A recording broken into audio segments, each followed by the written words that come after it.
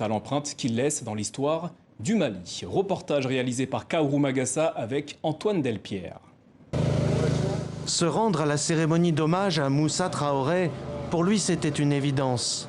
Militaire à la retraite, Ousmane Abou Diallo s'est illustré en 1985 dans la guerre entre le Mali et le Burkina. À l'époque, il a même reçu une médaille du général en personne. Pour lui, celui qu'on surnommait GMT fut un président qui parvint à faire respecter l'autorité de l'État.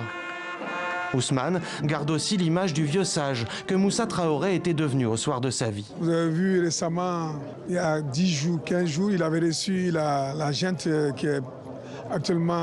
qui dirige actuellement le pays. Tous passaient à son domicile pour prendre des conseils. Donc c'est vraiment une grosse perte pour le pays. Dès le lendemain du coup d'État du 18 août dernier, Assimi Goïta, le chef de la junte au pouvoir, s'était en effet empressé d'aller consulter Moussa Traoré. Et à ses côtés, ce vendredi, se trouvait Amadou Toumani Touré, l'ancien président malien, qui avait lui-même renversé le général en 1991.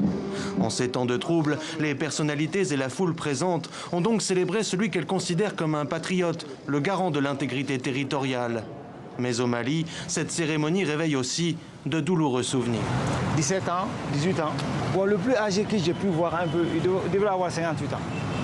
Là, il a reçu une balle perdue. Sous le règne de Moussa Traoré, le père d'Aboubacar passera 7 ans dans un bagne du désert malien. Plus tard, en 1991, alors étudiant, il verra lui-même ses camarades tomber dans les manifestations contre le régime. Aujourd'hui, pendant qu'ils sont en train de faire ça, les parents des enfants, des élèves, des amis à moi qui sont morts, qu'est-ce qu'ils vont dire? Voilà un monsieur qui a abattu nos enfants pendant son pouvoir et aujourd'hui qui est célébré en grande pompe. Alors qu'on notait ce vendredi la présence de diplomates